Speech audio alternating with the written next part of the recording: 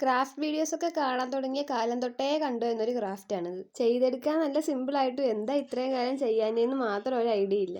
കഴിഞ്ഞ ദിവസം ഒന്ന് പുറത്ത് പോയപ്പോൾ ഒരു പാക്കറ്റ് സ്ട്രോ മേടിച്ചിട്ടുണ്ടായിരുന്നു. അതുകൊണ്ട് എന്ത് ചെയ്യുമെന്ന് ആലോചിച്ചപ്പോഴാണ് ഈ സാധനം ഓർമ്മ വന്നത്. സ്ട്രോ ഇല്ലെന്നും പറഞ്ഞ് ആരും ഉണ്ടാക്കാതിരിക്കുകയൊന്നും വേണ്ട. കളർ പേപ്പർ എടുത്ത് ചുരുട്ടി ഒരു സ്ട്രോ പോലെ ആക്കുക, അല്ലെങ്കിൽ A4 ഷീറ്റ് മടക്കി സ്ട്രോ പോലെ ആക്കിയാലും മതി.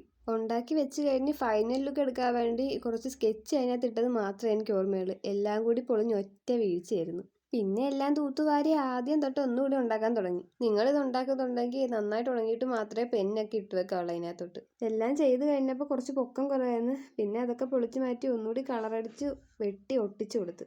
ഇതിനെ പ്രത്യേകിച്ച് പറഞ്ഞു തരേണ്ട ആവശ്യമില്ല. ഇത് കണ്ടാൽ തന്നെ നിങ്ങൾക്ക് മനസ്സിലാവും എങ്ങനെയാണ് ചെയ്യേണ്ടതെന്ന്.